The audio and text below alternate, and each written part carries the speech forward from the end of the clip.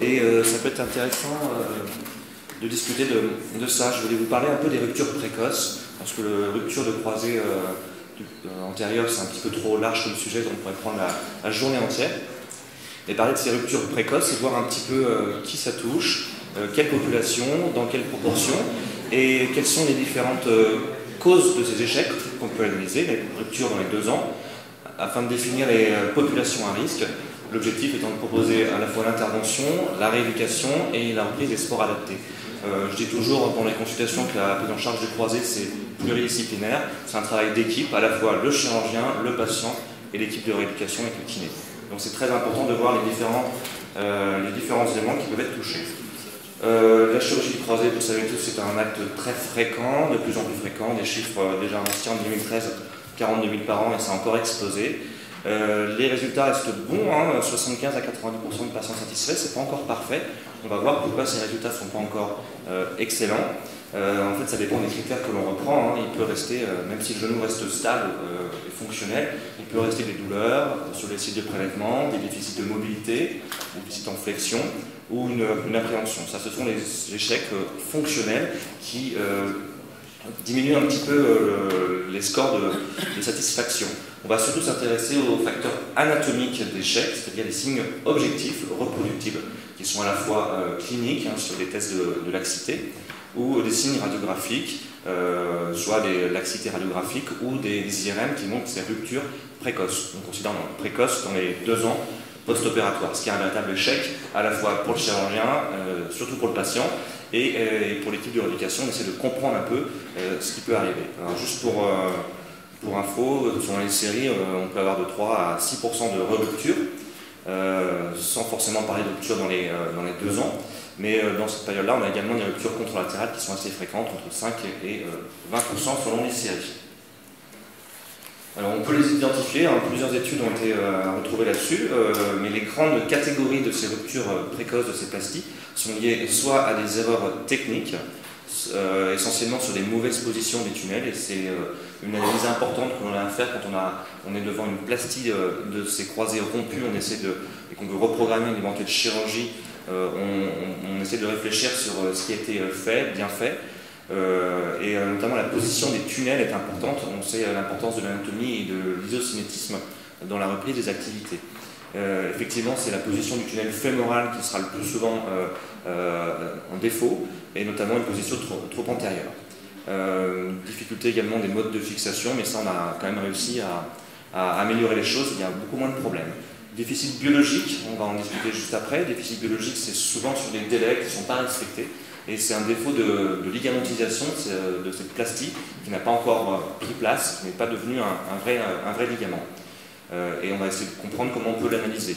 Déficit musculaire, et là c'est quelque chose qui vous intéresse particulièrement, et on a souvent envie de dire, voilà ça va pas, il faut attendre, il n'y a pas encore les muscles, il n'y a pas encore les muscles. Ça nous permet nous d'attendre suffisamment longtemps et d'être bien au niveau biologique, mais il y a des choses à travailler dessus.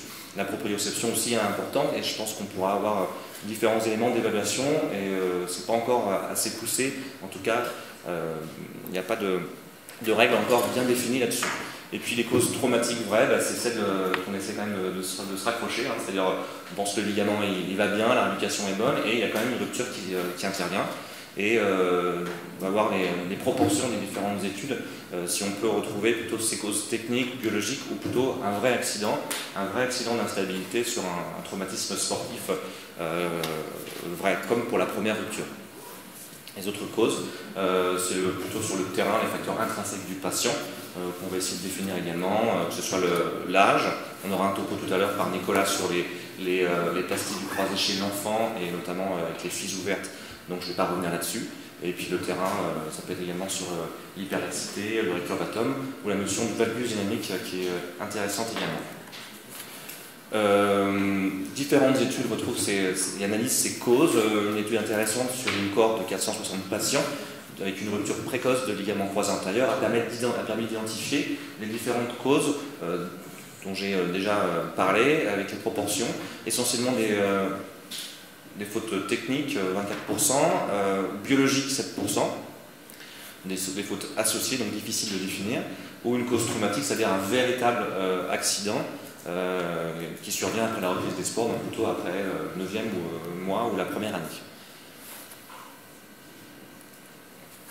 Si on s'intéresse aux fautes techniques et on étudie la position du tunnel fémoral, qui est la cause la plus fréquente de ces erreurs et donc de ces ruptures précoces, on voit que la majorité de ces ruptures sont liées à un tunnel fémoral trop antérieur. On voit sur l'image, la première image, on voit la position idéale, optimale de ce tunnel fémoral qui doit être très postérieur. Et on voit sur l'IRM en haut à droite la position du poutre central et pas assez postérieur. On comprend bien que l'anatomie n'est pas respectée, les ossétismes non plus. Si on étudie la façon de faire technique, on peut faire un tunnel.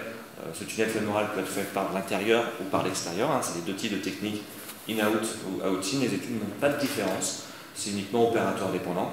Et c'est technique dépendant. C'est simplement l'habitude qu'on a à faire.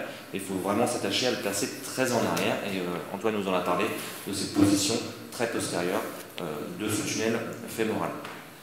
On peut s'intéresser au tunnel tibial. Beaucoup moins d'erreurs sont retrouvées, sauf des erreurs vraiment majeures. Ça entraîne moins de difficultés et moins de ruptures de la plastique. Un tunnel peut être trop postérieur et à ce moment-là, ça entraîne des conflits avec une plastique qui sera trop tendue en extension. On peut s'intéresser également pour ces tunnels trop postérieurs, se poser la question des tunnels interdépendants. Un tunnel unique, on ferait un passage tibia-fémur. Pour bien positionner le tunnel fémoral, on est obligé du coup de très postérieur sur le tunnel tibial. C'est un des défauts de ces plasties transtibiales. Donc il faut vraiment plus le faire de cette façon-là et faire des tunnels indépendants et positionner chaque tunnel de manière optimale. On peut également avoir des conflits en extension avec des tunnels trop antérieurs et qui risquent de se rompre en extension ou en hyperextension. Si on regarde les différents types de plastique, en fait, on se rend compte qu'il n'y a pas vraiment de différence, en tout cas sur les ruptures précoces. Quand on sait faire une plastie, les résultats sont les mêmes.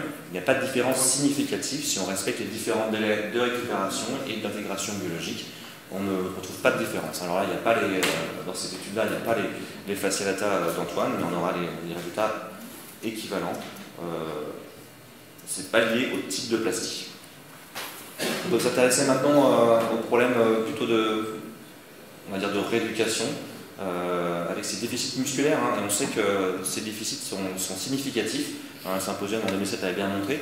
Quel que soit le type de greffe, et greffe dépendant évidemment, il y a toujours un déficit qui est retrouvé. Il faut savoir essayer de retrouver ces déficits. C'est assez difficile cliniquement de les évaluer. Donc on s'appuie énormément sur des tests. Et je pense qu'on fait tous de la même façon. Il n'y a pas un de nos malades qui n'a pas son test isocinétique pour permettre de récupérer une partie de ces activités sportives.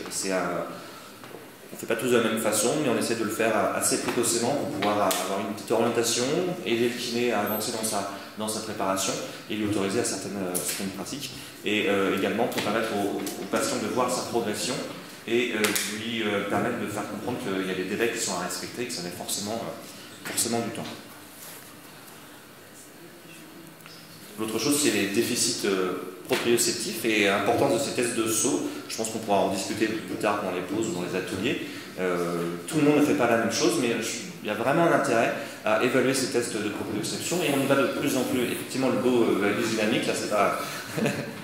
tout n'est pas parfait, mais ces tests qui doivent être filmés et donc analysés avec à la fois le chirurgien, le kiné évidemment, et puis le patient qui regarde un petit peu ces tests, donnent vraiment des éléments importants pour éviter ces ruptures et permettre de reprendre les activités. Nombreux tests sont décrits, on ne sait pas forcément à quel moment les faire, on ne sait pas à quel moment, quels critères nous permettent d'autoriser certaines reprises d'activités pivot ou pivot contact. Et parfois ils sont débutés assez tardivement dans leur éducation et donc on retrouve en analyse au 5e ou 6e mois quand on demande un test isocinétique avec également des tests de saut, on retrouve ces tests qui sont assez perturbés et il faut vraiment intensifier la rééducation là-dessus. Et cette phase de réhabilitation est fondamentale, je pense, pour ces ruptures précoces de plastie. Le déficit biologique est également quelque chose d'important. C'est un défaut de ligamentisation. On prend un tendon et on attend qu'il devienne un ligament. Et là, malheureusement, on est assez impuissant.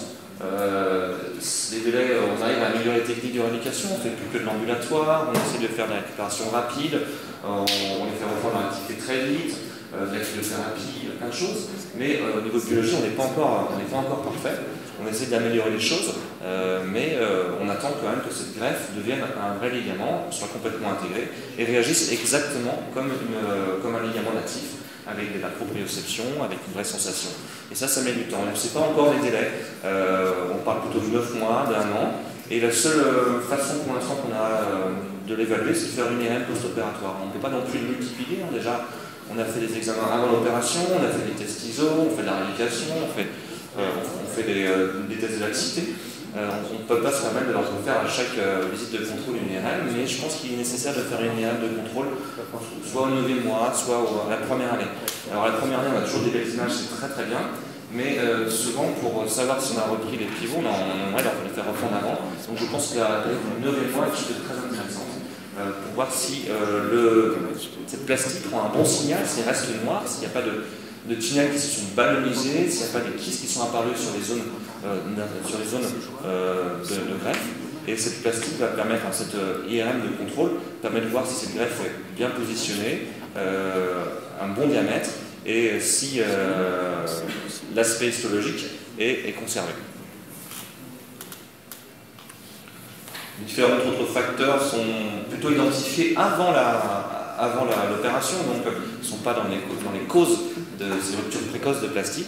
Effectivement, l'âge, il faut bien informer, surtout, il faut repérer ces différents critères et surtout bien informer les patients, puisqu'ils seront plus à risque de rupture à la fois précoce et rupture tardive. Nicolas nous montrera un topo sur les plastiques croisés chez les enfants, avec les deux choses, fils fermées et fils ouvertes. Et il va vous expliquer, sur une petite vidéo, les chiffres très importants de rupture, et c'est très important de les prévenir avant. On n'est pas sur 4% de rupture, mais on peut être sur 20% de rupture, donc il faut bien anticiper. Évidemment, les sports pivot contact compétition sont à risque, et le terrain, les facteurs anatomiques comme la laxité et le récurateur. J'essaie de faire assez rapide, un petit peu reprendre les différents éléments et pas porter la responsabilité, mais tout le monde a un petit peu son rôle à jouer dans ces plasties et dans ces reprises d'activité et dans ces échecs. Ça reste quand même le chirurgien en première ligne. S'il y a une cause technique, on ne peut rien faire derrière. Si les tubulaires sont mal positionnés, si la plastie n'est pas fonctionnelle, on ne peut rien faire dessus. Donc nous, on essaie d'améliorer nos techniques et d'être de plus en plus reproductibles. Le déficit musculaire et proprioceptif, c'est un peu l'affaire de tout le monde, un peu moins du chirurgien, plus grand chose, mais c'est une coopération entre le kiné et le patient, et essayer d'évaluer tout ça, de comprendre à quel moment reprendre les activités, faire les différents tests et l'analyser.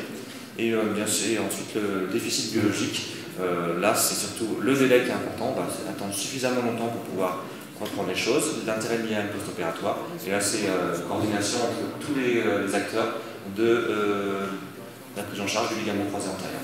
Je vous remercie.